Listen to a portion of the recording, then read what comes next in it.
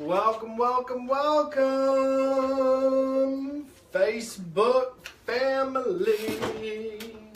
We are back on our Dig Deeper book review, and I'm trying to get some internet connection.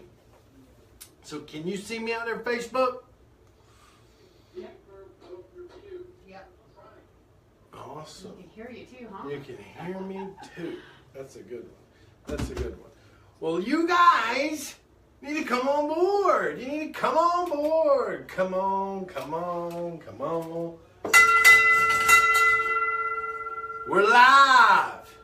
We're live. Network security key isn't correct. Please try again. That wasn't right. So listen, I got some good news for you. Sherman. What are we going to do today? We're going to talk about our Steve Jobs, the innovation secrets of Steve Jobs. And let me tell you something. This is a very thick book. And it would take me 8 months to get through this thing. But I got pretty far. I got to chapter 7. So we're going to talk today through chapter 7 that I made notes on. And then we'll talk next week through chapter 15. So the reason that I brought this book to this group for this meeting is because Steve Jobs is an innovator. You guys don't know who Steve Jobs is? Google him. I would be surprised if you don't know who Steve Jobs is. And the guy's a genius. If you don't know anything about his history, you know, he dropped out of school, he went and backpacked through the desert and smoked opiates or whatever it is, poppy seeds, or I don't even know what it is. And, you know, found the enlightenment that he was looking for. And he came back, and this is how it all got created between him and Wozniak, or however you say the guy's name, Wozniak, or Wozniak, or Zimazak, or Zibbity Zoozak. You know, I used to have a doctor named Bozak. I said, well, that sounds a lot like Prozac.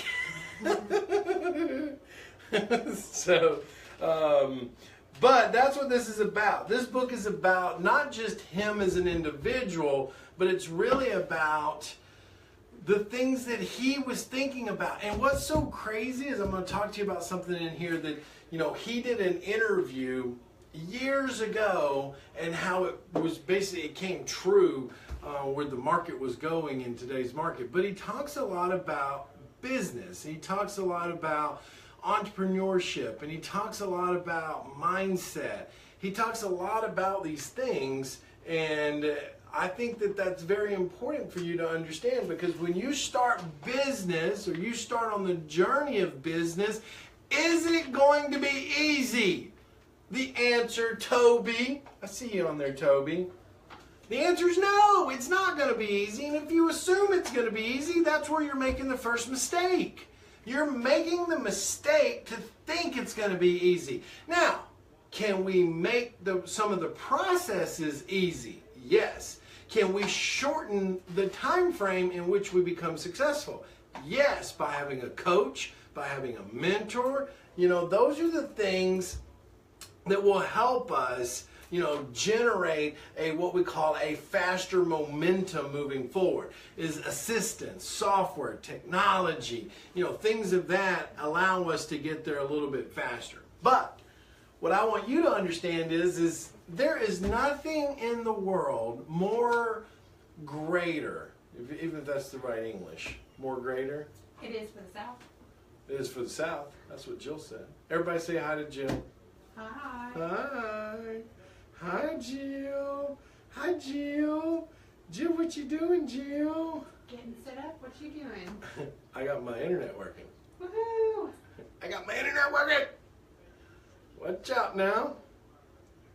Hey, you should reaffirm me as I put the password in there for you. Okay. For the Jill got my internet one. set up. That's what we got. This is more of an interactive type of day today. We got some internet we're trying to get rocking and rolling here, but My 2 plus 1 yesterday. I need to have some. That was pretty funny, Jill. That was pretty funny. If you were on here yesterday, I asked Jill a super hard question. Mm-hmm. I asked her what the square root of 92 was, and she answered it. All right, so I am going to read out of this book. I'm not going to read the whole thing, but I'm going to share with you. If you're just joining us, yes, I'm letting some of you still get on board. This is the Innovation Secrets of Steve Jobs. And the beauty of this book is it's all about... It's really about the principles of breakthrough in business. And that's what I was talking about before I got sidetracked with my internet coming on board. And the breakthrough is getting your mind in the right place to understand that you've got to make changes to be able to get to a different level in business. And so those are the things that I just want to enlighten you about today, okay? I'm going to enlighten you about them today. So let's look at this. Popular. Look at there. I found some popular stuff. Anyways, all right. So let's open it up. Here we go. Here we go. Are you guys ready for this? Show me some tap, tap, tap. Tap on the hearts. Tap, tap, tap. Tap on the thumb. Give me some thumbs. Give me some love. Love, love, love. I want to dig into this, okay? Let's see what this is. If you guys are ready for this, that is. Are you ready? Are you ready? Are you ready? Are you ready? Are you ready? That's the question of the day. Are you ready?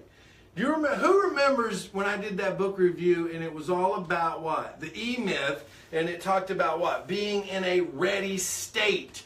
Always being in a ready state. Oh man, my nose is itching. What does that mean? Someone's thinking about you. Somebody's thinking about me. That's nice. That's so nice. I like that. You know what? I'm special to somebody, okay? I'm special to somebody. I just haven't found them yet. All right, here we go. So, in the very first chapter, he lays out, which I think is great, the 7 principles of what he thinks makes business successful, okay? There's 7 principles to this. And those 7 principles... Oh, wait a minute. I think I might have something here.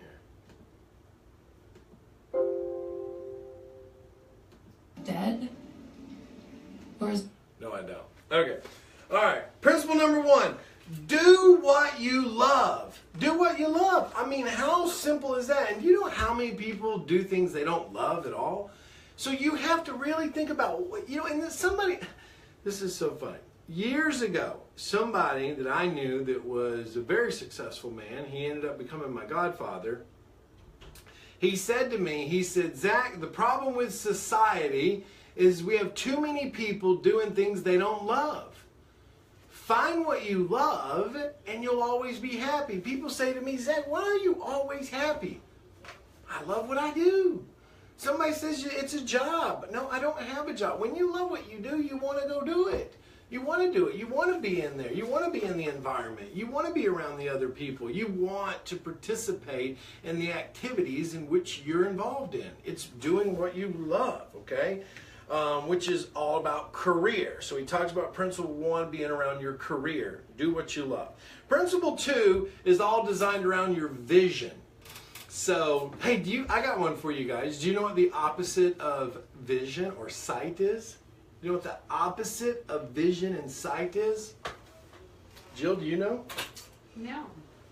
Would you like me to tell you? I really would. Let's see if somebody guesses it. Who knows what the opposite of vision or faith is? I want somebody to type in what you think it is. Jill, what do they say? Are they slow typing today? Slow typing today. Slow typing. However, Toby says that you're special to her. Toby, you're going to make me blush. What am I going to do with you, Toby? Man, my internet is all messed up. All right, so what they got? What they got? Doubt or fear. Doubt or fear. Cynicism. What does Carly say? She said cynicism. Well, I don't know. What does cynicism mean? Before I say man to that. I don't even know. She's in a big word. She's not from Alabama. So. It's someone who's being cynical towards something, which is kind of negative. Oh, no, no. All right, you guys ready for this? The opposite of sight or vision is faith. That's the opposite of it. It's faith. Because when you can't see it or you can't, visually see where you're going, you have to have faith in that process. So the opposite of vision is faith. I teach that all the time in my youth ministry class at church. So his principle number 2 is around vision. Put a dent in the universe. Oh man, can somebody drop a mic? Like, that's huge. What are you doing to make a dent in the universe? Yes, you can make a difference in the universe. How do you do that? Change one person's life. And here's the thing, it's a compounding effort. You change one person's life and you change their outlook and you change their well-being, you change their financial situation, then they automatically influence other people around them, and they are now in a better state, in a more mental prepared state, in a ready state. Then that is like a wave, a ripple in a pool by just dropping one seed in. Change one person's life and you've made a dent in the universe. And that was something that I always set out to do. I said, I'd like to change the world. Not that I want to change how the world is ran. I just always said that as a kid. I'd love to change the world. I didn't know how I was going to change the world. I didn't know what God's plan was for me to change the world. But then as I got into real estate, I realized, well, what I love, my career, was real estate. My vision to change the world would be to help others do better in their lives financially through real estate so that they could influence. And so that's why I love this book. It mentally was speaking to me. Principle number 3 is all about thoughts. Kickstart your brain. Man, how is that one important? How are you kickstarting your brain? You got to kickstart it. If you don't do something with personal development or something to get you in an aware state, you're never going to kickstart. Principle number 4, customers. Sell dreams, not products. Let's talk about that. So I don't know what business you're in. You might be in sales. You might just be a full-time real estate investor. Your customer is going to be whom?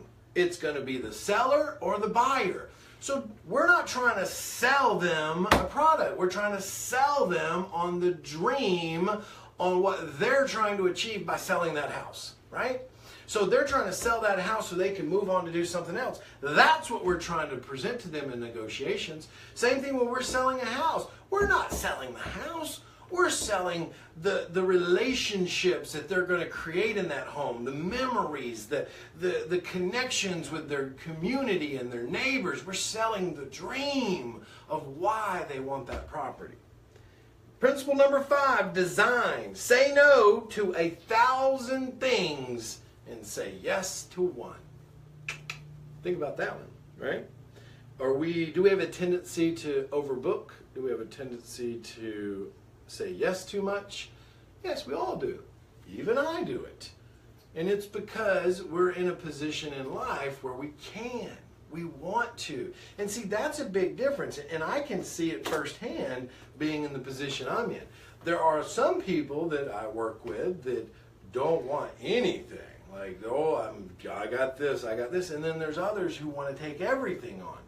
And that's a big difference, right? Someone who wants to receive and wants to take it on is someone who's saying, look, I'm committed. I want to help. Let's grow. Let's do this.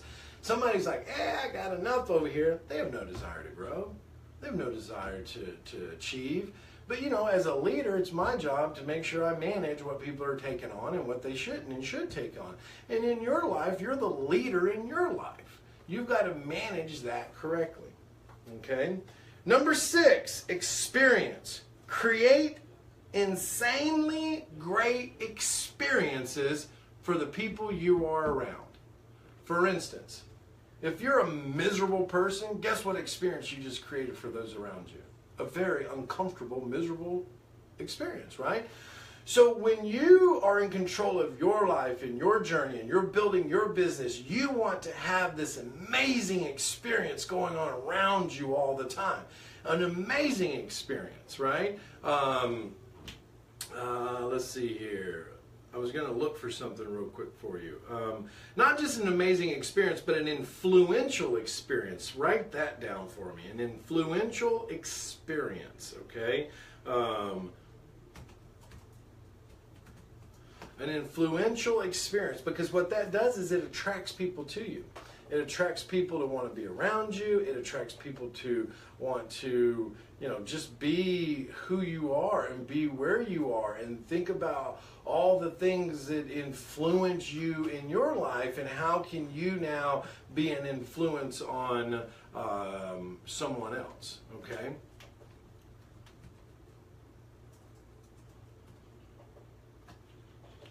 So that is the enlightening moment that you need to think about, okay? Principle number 7, what's your story? Master your message. This goes back to, you've probably heard it different ways, and it's one of them is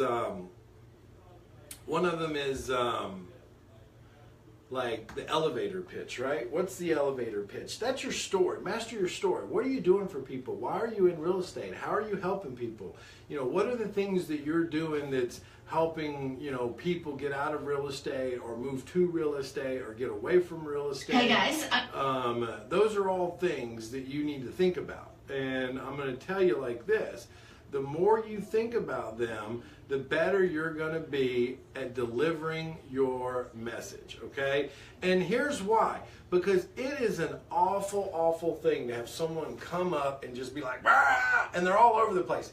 Get real specific about your message and how you're going to deliver that, okay? That's an important thing. They say sometimes you win some, sometimes you lose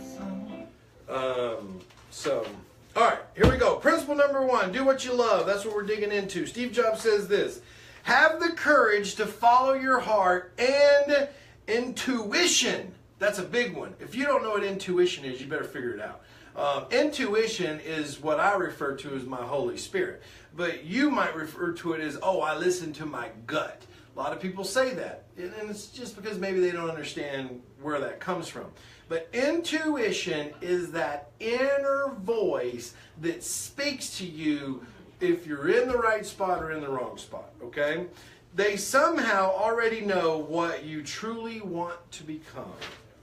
So now in chapter 2, he says this: follow your bliss and the universe will open doors for you where there were only walls. And that is, amen, man. That is my life right there.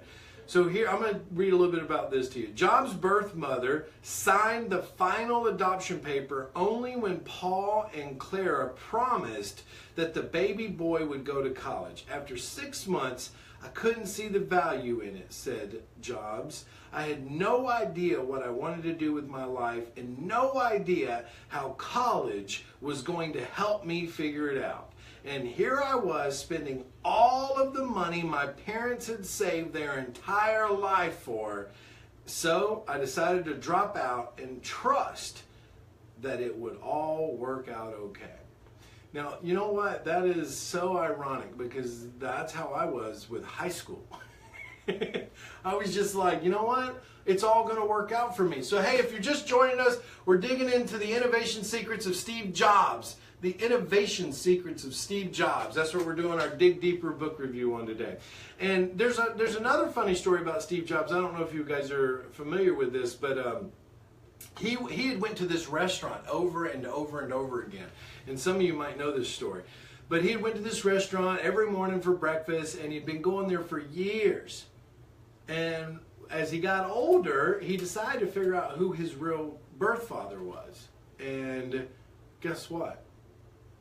It was the man who owned the restaurant that he had been going to have breakfast for so many years. Isn't that ironic? That is very... It's amazing how we're drawn to places that are influential to us. So, all right. So, I'm going to take you on over here into chapter 2 some more, and this one's going to be a little bit more reading. So, let's get into this. Don't settle, he says. Don't settle. That's a big one. Don't settle. If you were lucky enough to have a rare conversation with Steve Jobs, and you asked him what it takes to be a successful entrepreneur, what do you think Steve Jobs would say? So think about that. What if you got the opportunity to sit down with Steve Jobs and say, Steve, since we're on first name basis here, what does it take to be a successful entrepreneur? I mean, how many of us would want to have that conversation? Listen to this though. You don't have to guess. He answered the question in 1995 in a rare interview with the Smithsonian Oral History Project. Here's what he says. Listen up, you guys, listen up. I think you should go get a job as a busboy or something until you find something you're really passionate about, because it's a lot of work. I'm convinced that about half of what separates the successful entrepreneurs from the non-successful ones is pure perseverance. It is so hard, he says. You put so much of your life into this thing. There are such rough moments in time, and I think most people give up, and I don't blame them. It's really tough, and it consumes your life. If you've got a family and you're in the early days of a company, I can't imagine how one could do it. I'm sure it's been done, but it's rough. It's pretty much an 18-hour-a-day, 7 days a week grind. Unless you have a lot of passion about this, you're not going to survive. You're going to give up. So, you've got to have an idea or a problem or a wrong that you want to make right, that you're passionate about. Otherwise, you're not going to have the perseverance to stick it through. I think that's half the battle right there. This goes back to what he said, that what? In principle number 1, who remembers principle number 1? It was do what you love. Because listen, if you're not passionate about it, you're not going to want to stick through the hard times. Listen, in my education business, the reason I do all this is because I'm very passionate about getting you guys the right training and with the right company and with the right person. And what does he say? You got to want to make a difference. I want to make a difference in this industry, and I want to help you guys see that and be part of that and realize all them gurus out there need to take a hike and go somewhere else. And you need to stay with a coach that's going to get you where you need to be. Jobs says he was lucky because he discovered what he loved to do early in life at 30 years of age. However, he got fired following a power struggle. Then Apple CEO John Sculley, whom Jobs had brought in from Pepsi with the famous challenge, do you want to spend the rest of your life selling sugared water, or do you want a chance to change the world? Imagine Steve Jobs coming to you and saying, hey, do you want to spend the rest of your life selling sugared water, or do you want to change the world with me? Right? You know, I've had that conversation with people. I said, look, stay with me. We're going to make a change. We're going to make a difference. You got to believe in me and trust me, though. And I say that to you as my students, right? You got to believe me. You got to listen to me. I absolutely know without a shadow of a doubt we can make the biggest change in your life than anybody else. But you got to believe it, and you got to want it.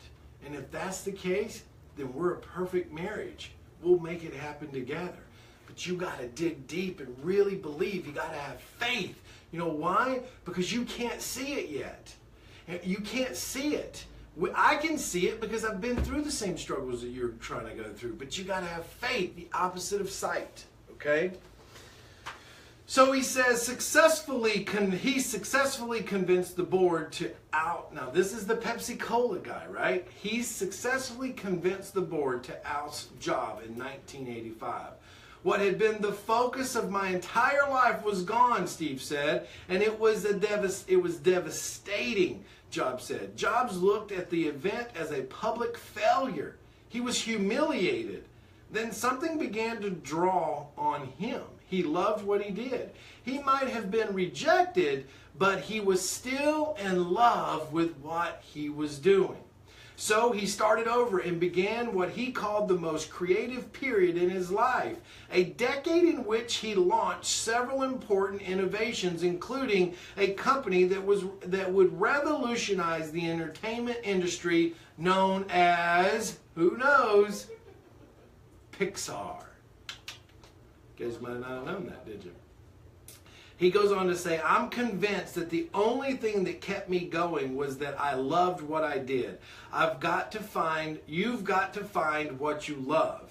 And that is as true for your work as it is for your lovers. Your work is going to fill a large part of your life. And the only way to be truly satisfied is to do what you believe is great work. And the only way to do great work is to love what you do. If you haven't found it yet, keep looking. Don't settle.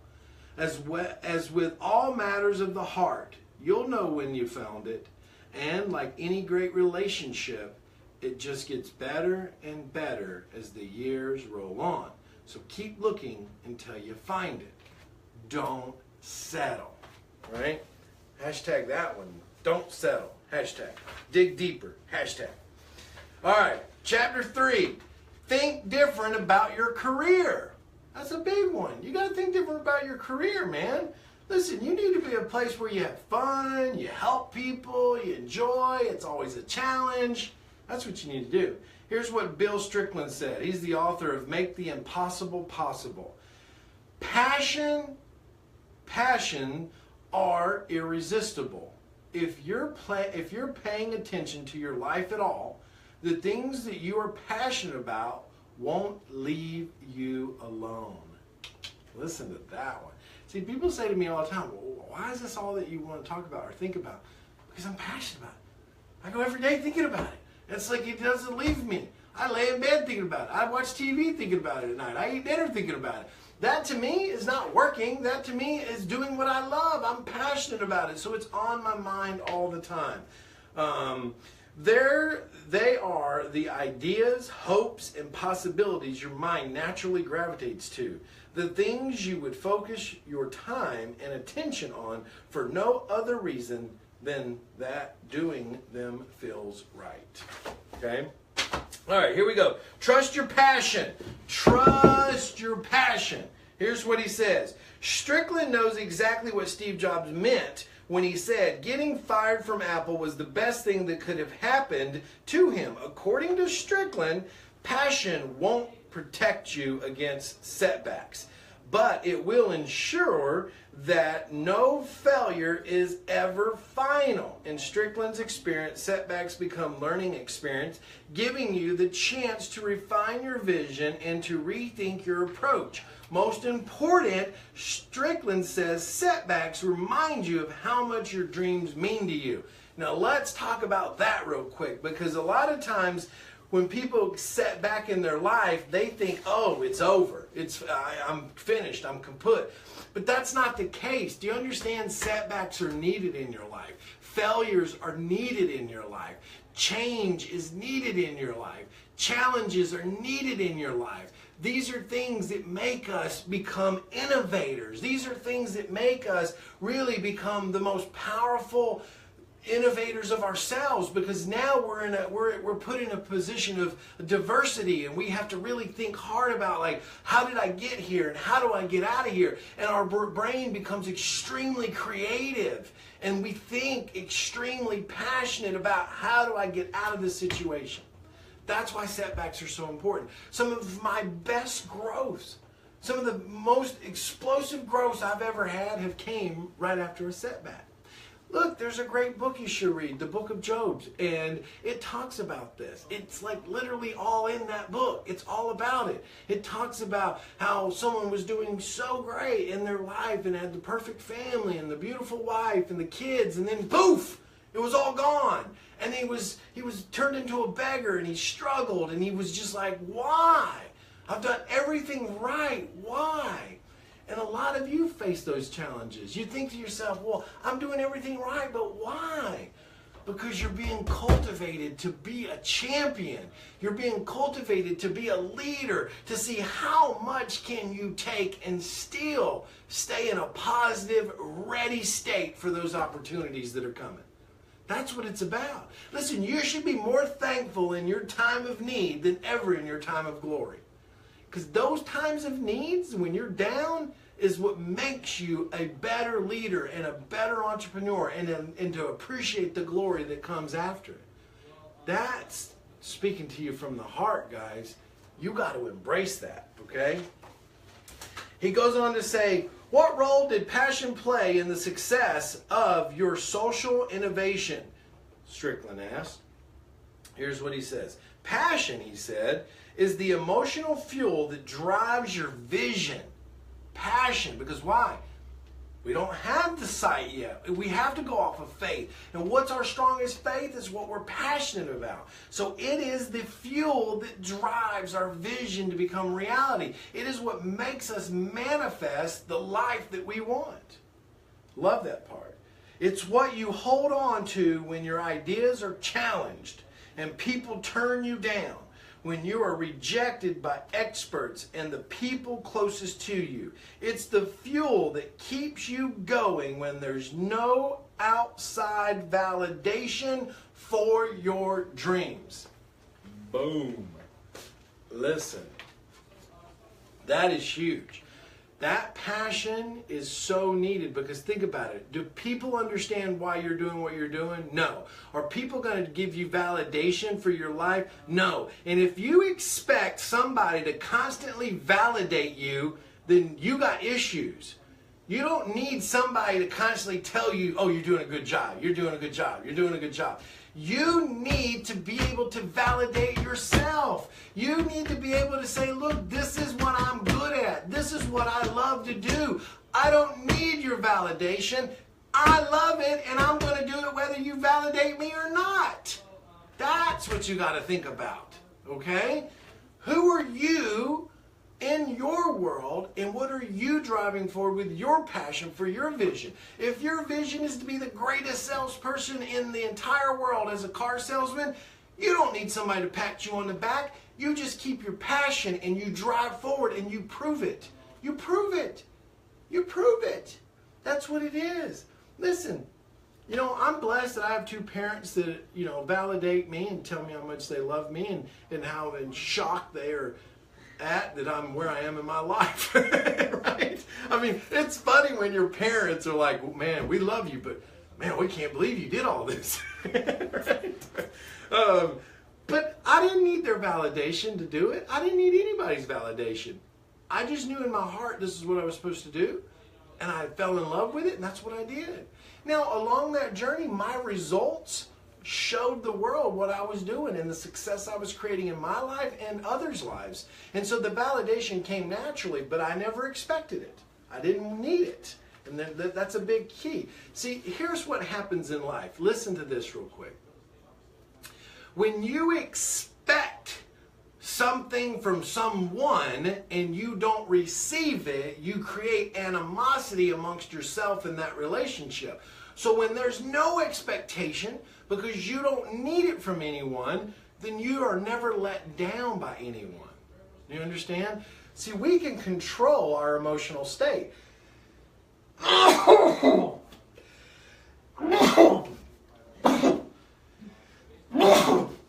My nose is still itching. Somebody's still thinking about me.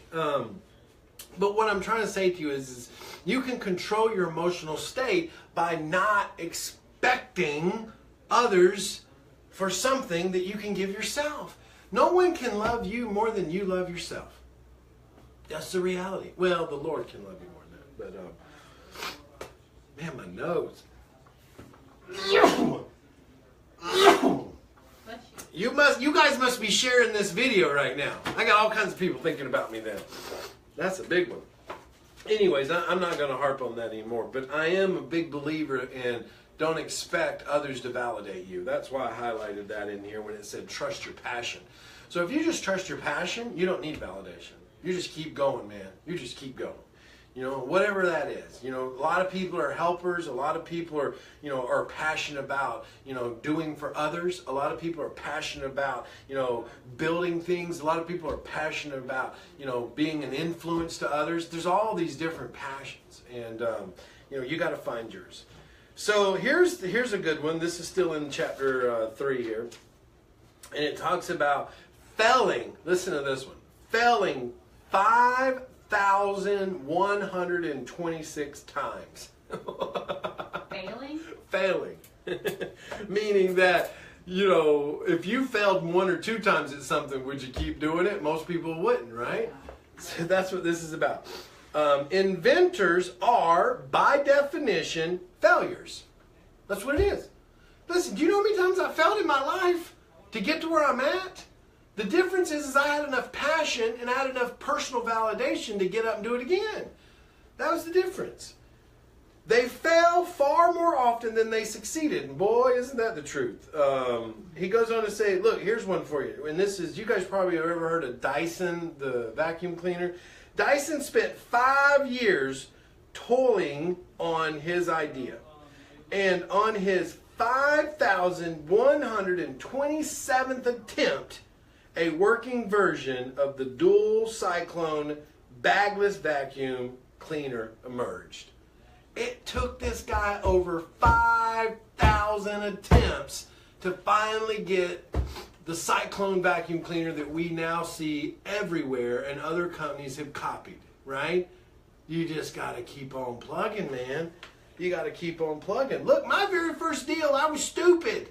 Stupid, because I had a guy that offered me mentorship. A guy came to me and said, hey, have you ever done a deal like this? And I said, no. He said, well, I'll mentor you, but I want half the profits. That was a $200,000 potential deal. And I said, no.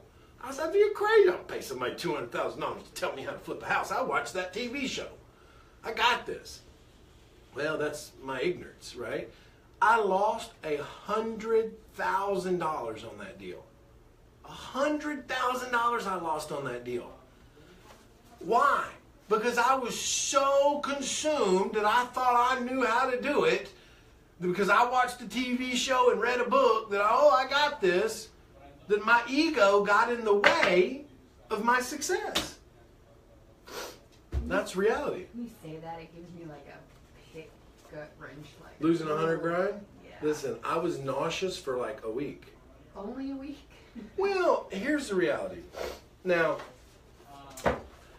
yeah, man, I didn't know what to do. I was nauseous. I didn't have the money to finish it. I borrowed money from a private investor. Like, all this was coming down on me. And I had a somewhat partner at that time that vanished on me when this happened. And his side of the business was to manage the rehabs. And mine was to raise the money and find the deals. And he didn't manage it very well, did he?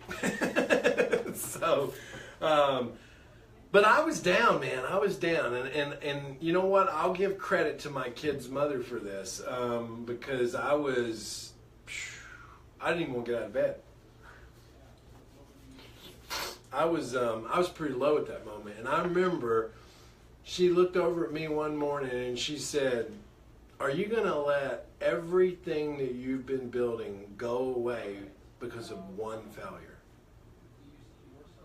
And you know what? Like, that just made me realize, like, how true that statement was. Like, it's one failure. Like, how many of these am I going to have in my life? And am I going to feel, oh, poor pity me every time one of them happens? No.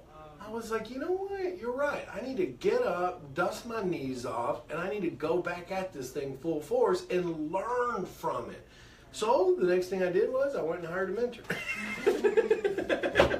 I was like, I need some help. And that's half the battle, is you got to admit and know that you need the help. Number one, you got to acknowledge you need help. Number two, you got to know that you got to go ask for the help. And number three, you got to know where to ask for it at. Right here. 707-247-4248. That's the secret number right there. You guys want the secret number? It's right here in my office. 707-247-4248. Call it. Here's what else he says. I love this because he got you guys, right? He got all of us. Most people would have given up after the first few fits and starts, but Dyson plugged away. He rivaled in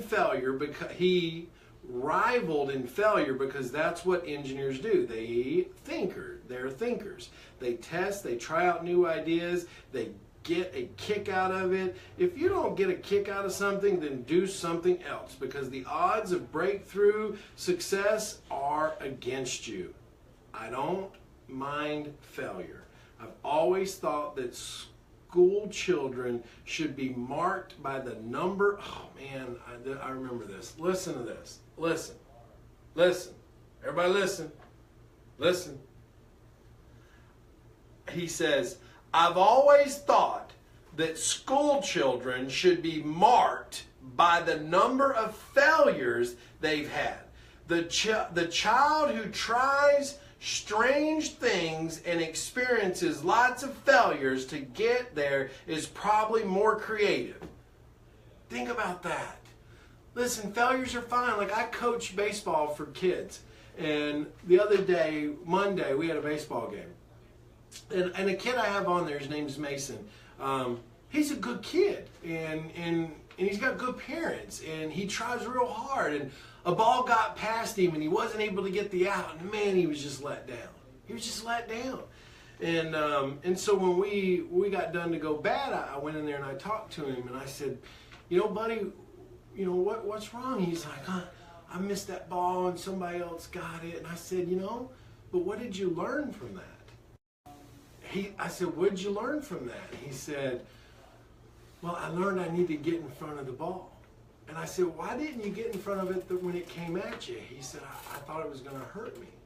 And I said, so what's more of a failure? That it got by you or that you could have gotten hurt? He said, well, that it got by me. I said, so next time what are you going to do? He said, I'm going to get in front of it, coach. I said, that's what I want you to do. We go back out. First time he's got up to get the ball gets hit, he grabs it, runs home, gets a forced out, right? It's acknowledging that the failure isn't bad. It's acknowledging what's more of a failure. The fear of what stopped you from doing it or the fear of the failure, right? And that's what I had to point out to him. And it registered, right? Next ball hit, boom, what does he do? He gets down in front of me, he catches it, and he runs home and gets a forced out. And you should have seen his smile, man. Like, the kid was just like enlightened. He comes and gives me a big high five, right? Because why? He knew that his coach had just explained it to him in a way that it registered, right? And that's what we have to think about. How do we get it to register with you? How do we get it to register with you? All right, let's go into chapter 6. Steve Jobs says, part of what made the Microsoft great was the people working on it. The people that were working on it were musicians and poets and artists and zoologists and historians who also happened to be the best computer scientists in the world. And let me explain what he's trying to say there. They weren't zoologists or poets, but the way that they worked was like poetry. The way that they worked together was like an orchestra. That's what he's acknowledging there. Like, they were the greatest scientists in the world. But at the end of the day, it was like a poetry. It was like an orchestra being ran because they all worked as a team and they worked together in harmony. So here he goes on to say, creativity is connecting things. This is really, man, this whole book is good. I hope you guys go out and get it. If you're just joining me, I'm talking about The Innovation Secrets by Steve Jobs. And it's all about how you can get the principles of breakthrough to really understand what you've got to do to be successful in business. And so I think it's a great book. He talks about here, creativity is connecting things. Psychologists have spent years trying to discover the answer to the question, what makes innovators different? In one of the most thoughtful examinations on the subject, Harvard researchers spent 6 years and interviewed 3,000 executives to find out their conclusions are interesting. But the innovators could have saved themselves a lot of time by simply asking Steve Jobs. right? According to the Harvard research, the #1 skill that separates innovators from non-creative professionals is associating the ability to successfully connect seemingly unrelated questions, problems, or ideas from different fields. So these are the types of people that you can come to and you can throw 100 things at them at one time, and they don't get frustrated, they don't get agitated, they compartmentalize it. Boom, okay, we're talking about this, we're talking about this, they're talking about. That's like, I think it's one of the gifts that God gave me, because I can be in the middle of a room and I can listen to 6 conversations at once. And I can be like, okay, I got this, got this, got this, got this, got this. It's just an ability that I have. I don't know if it comes with because I have ADD or what. But I can also sit down and have people throw 100 things at me, and I'm like, all right, because my brain compartmentalizes everything. And that's what he's talking about here. The ability, he says, the ability to successfully connect seemingly unrelated questions, problems, or ideas from different fields. How do we connect these things? How do we, oh, I got this, and how does it connect? The more diverse our experience and knowledge, the more connections the brain can make. Fresh input triggers new association for some, these lead to novel ideas. Others see too much information as an overload and a shutdown process, which drives them into frustration, right? It's because they can't compartmentalize that, okay? The 3-year Harvard research project confirms what Jobs told a reporter 15 years earlier. Creativity is just connecting things. That's all it is. Here's what the researcher had to say. Well, I won't read all that, but it's actually pretty good. All right, moving on. I got a few more things to talk to you about in this first 7 chapters. So here he goes on to say the key to thinking different. That's an important thing, because this is how Steve Jobs sees things differently. Because I'm pretty sure Steve Jobs looks at a lot of things different than most people. So he says here, the key to thinking differently is to perceive things differently. Listen to that. The key to thinking differently is to perceive things differently. We can't think differently if everything we hear, we're trying to analyze it by the way we think currently. You understand? This noggin up here has to be reprogrammed. So we have to learn to perceive things differently, okay? Thought and the lens, he says, in differently through the lens of a trailblazer.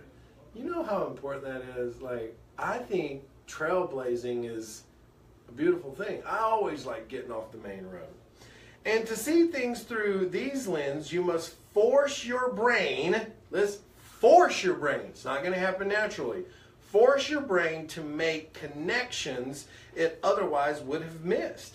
It sounds difficult, but there are simple ways to get the creative juices flowing. First, though, you must understand why it's difficult. Why is it difficult? Because it's change.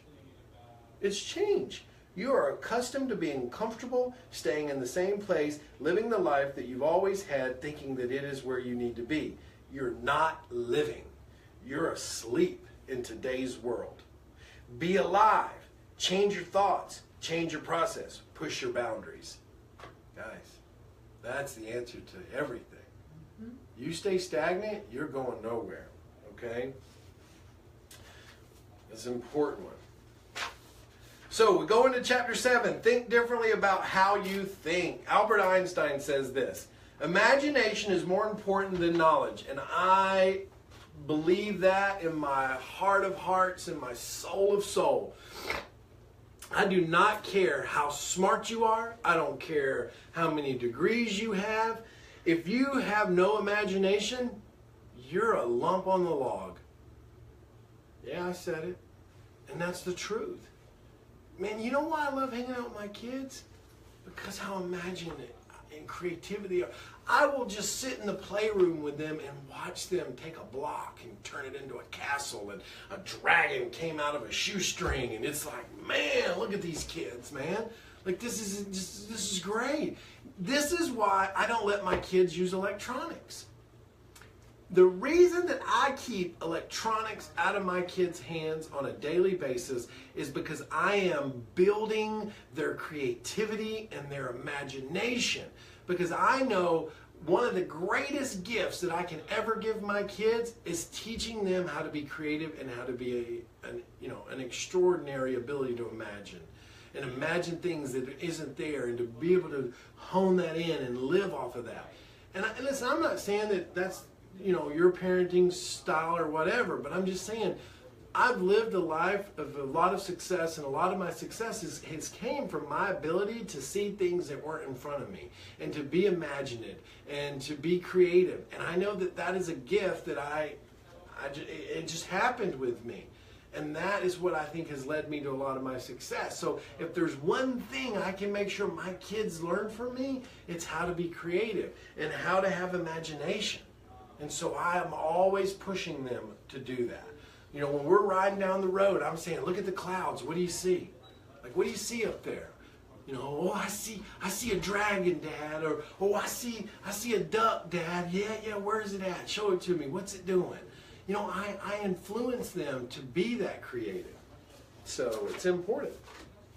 Act different to think different, okay? Apple's mantra. If you guys don't know what a mantra is, it's what someone lives by.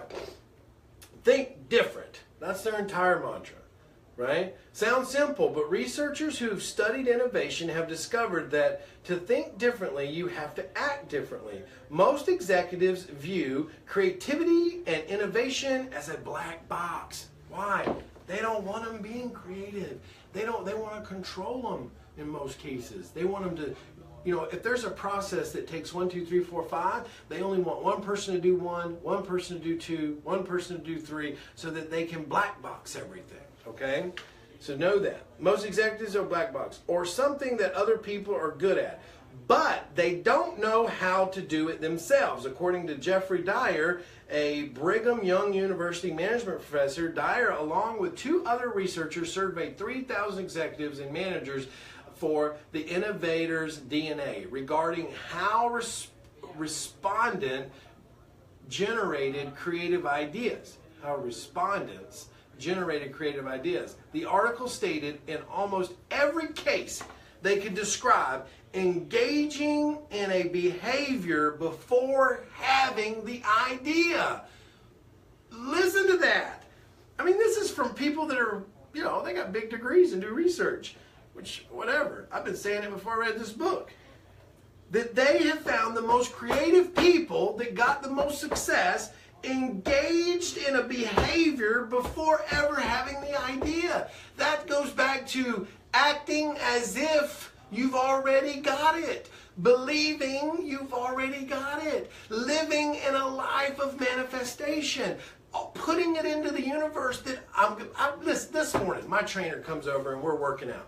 And we had this exact conversation about how he was asking me, Zach, before you had all this, what did you think about when you saw all these things? And I said to him, my whole life, I never envied anybody else. I never envied somebody else's car or house. I just always said, hey, that's great for them. One day, I'm going to have mine. I don't know when, but one day I'll have mine. Because why? I was already engaging in the behavior before I even had the idea. I just knew it was going to happen. I didn't know how, I didn't know when, but I knew. I knew. I don't know how I knew, but I knew. I knew I was going to have it.